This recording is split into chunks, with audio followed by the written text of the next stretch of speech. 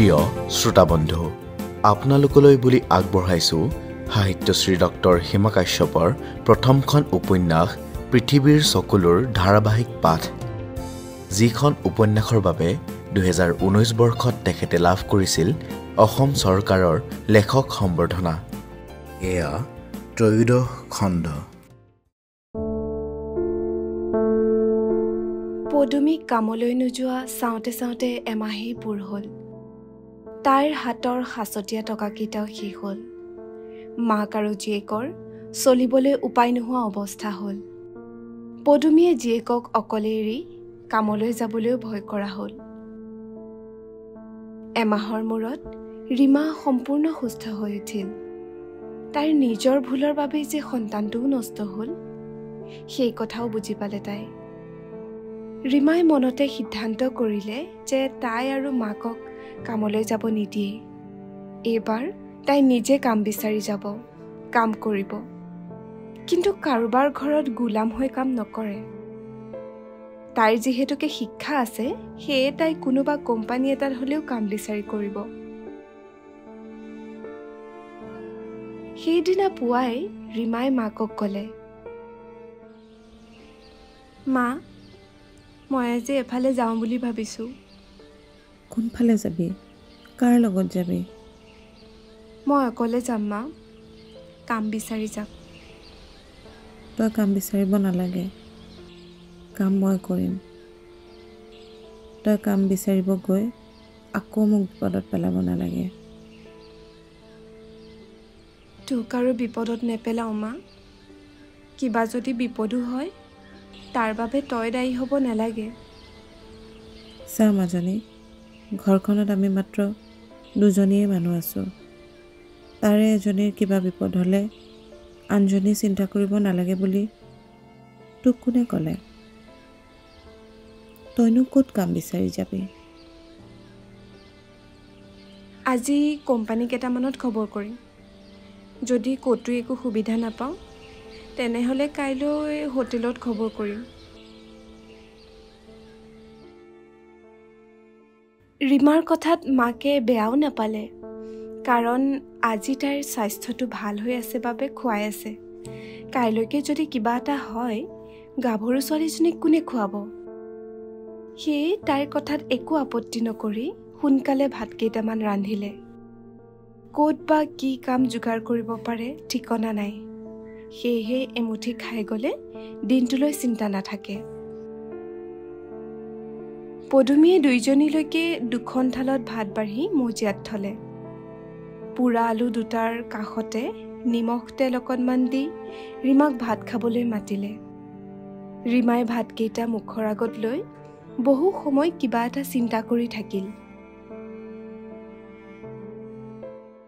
কি হ'ল? নাখাওঁ কিয়? আজি এনেকৈ এমুঠি খাই যাচোন। ময়ো মজাদাৰৰ ঘৰৰ ফালে ওলাই যাম। বহুত দিন হ'ল নহয় নোযোৱা। কিবা কাম থাকিলে কৰিম। তোৰ হাতত পইচা আছিলে নেকি? ৰীমাই মাকলৈ চাই লাহেকৈ সুধিলে। কিমান লাগেনো?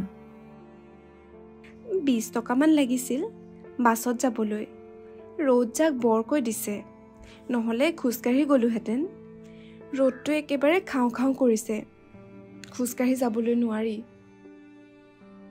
আছে ৰ, তই ভাতকেইটা খাচোন। পদুমীয়ে ৰাতিৰ বাবে চাউল কিনিবলৈ 20 টকীয়া নোট এখন সাঁচি থৈছিল। তাকে ৰীমাৰ হাতত দি পঠালে। নিজেও ক'ৰবাত কাম বিচাৰি ওলাল। প্ৰথমতে মৌজাদাৰৰ ঘৰতে সোমাল। তাইক দেখিয়ে মৌজাদাৰৰ ঘৈণীয়েক খেচখেচাই আহিল। এতিয়া ইয়ালৈ কিয় আহিছ? ক'তো কাম নোপোৱা হলি চাগে? কিয় আমাৰ পদূলিয়ে দিয়ে প্ৰণয়হঁতৰ ঘৰলৈ কোবাকুবিকৈ গৈছিলি নহয়? এতিয়াও তালৈকে যা। মোৰ ঘৰত তই কৰিবলগীয়া একো কাম নাই। মৌজাদাৰণীয়ে পদুমীক বহিবলৈ পীৰা এখনকে নিদিলে। লাজে অপমানে পদুমী ওলাই গৈ ঘৰে ঘৰে সোমাল। কাৰো ঘৰত এটাও কাম নাপালে। ৰীমায়ো গোটেই দিনটো এটাৰ পিছত এটা কোম্পানীৰ ওচৰলৈ গৈ নিৰাশ হ'ল। মাকৰ পৰা নিয়া 20 টকীয়া নোটখনো অহা যোৱা কৰোঁতে গাড়ীৰ ভাড়া দি উদং হাতেৰে ঘৰ সোমাল। পদুমীৰো মুখত হতাশাৰ লেশ। কোনেও কাৰোলৈকে চাব নোৱাৰিলে। দিনৰ দিনটো খোজকাঢ়ি ইফালৰ পৰা সিফাললৈ যাওঁতেই ৰীমাৰ দেহ শুকাই গৈছিল। সন্ধিয়াতে পানী এগিলাচ খাই তাই বিচনা ল'লে। পদুমীয়েও কিছু সময় জীয়েকৰ অৱশ মুখখনলৈ চাই চকুলো টুকিলে। তাইক বাৰু ভগৱানে পৰীক্ষা লৈছে নেকি? ইমান কষ্ট দি পৰীক্ষা ল'বলৈ তাইনো কি অপৰাধ কৰিলে? তথাপিও ভগৱানৰ ওপৰতেই শেষ ভৰসা ৰাখি ৰাতিটো পাৰ কৰিলে। পিছদিনা ৰাতিপুৱাই লাল চাহ একাপ খাই ৰীমা ওলাই গ'ল। এইবাৰ তাইৰ লক্ষ্য হোটেলত কাম কৰিব। ঘৰৰ পৰা 1 কিলোমিটাৰ খোজকাঢ়ি গৈ এখন এখনকৈ হোটেলত সোমাই মেনেজাৰৰ লগত কথা পাতিলে। কিন্তু কোনো এখন হোটেলতে তাই বিচৰা ধৰণৰে ফল নাপালে। উদাস মনেৰে কেলেং মেলেংকৈ ঘৰলৈ উভতি আহিল ৰীমা। গোটেই ৰাস্তাটো তাই একেটা কথাকেই ভাবি আহিলে। তাই ঘৰৰ পৰা ক'ৰবালৈ গুচি যাব। সৎ উদ্দেশ্যলৈ একো কৰিব নোৱাৰিলে যেতিয়া, অসৎ উদ্দেশ্যৰে হ'লেও তাই জীয়াই থাকিব। তাই প্ৰতিশোধ ল'ব মানুহৰ নামত মুখা পিন্ধা মানুহবোৰৰ। ৰীমা আহি ঘৰ পোৱালৈ সন্ধিয়া হ'ল। পোহৰবোৰ ক্ৰমান্বয়ে আন্ধাৰে গিলি পেলালে। তাইৰ মূৰৰ ওপৰেদি এজাক চৰাই উৰা মাৰি গ'ল। দিনটো ৰ'দে পোৰা তাইৰ দেহাটোক এজাক বতাহে চুই থৈ গ'ল। ভাগৰুৱা দেহাটোক শান্ত কৰিবলৈ ৰীমা কিছু সময় বাৰাণ্ডাখনতে বহিল। এগিলাচ পানী খাবলৈ বৰকৈ মন গ'ল যদিও তাই উঠি যাবলৈ শক্তি নহ'ল। বাৰাণ্ডাখনৰ পৰাই মাকক চিঞৰিলে, মা, অ' মা, পানী এগিলাচ লৈ আছোন। ৰীমাই কেইবাবাৰো মাকক মাতি একো উত্তৰ নাপাই লাহে লাহে ভিতৰলৈ সোমাই গ'ল। ভিতৰতো মাকৰ মাতবোল নাই।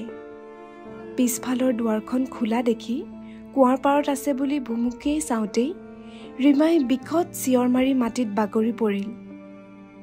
তাইৰ চিঞৰত ওচৰৰ মানুহবোৰ দৌৰি আহিল। সংজ্ঞাহীন হৈ পৰা ৰীমাক বিচনালৈ তুলি ওচৰৰে 2-এজনী মহিলাই আৰোগ্য কৰাত লাগিল। কোনোবাই পুলিচলৈও খবৰ দিলে। মুহূৰ্ততে পুলিচ আহি ৰীমাহঁতৰ পিছ চোতালত থকা টেঙা গছজোপাৰ পৰা পদুমীৰ মৃতদেহটো নমাই আনিলে।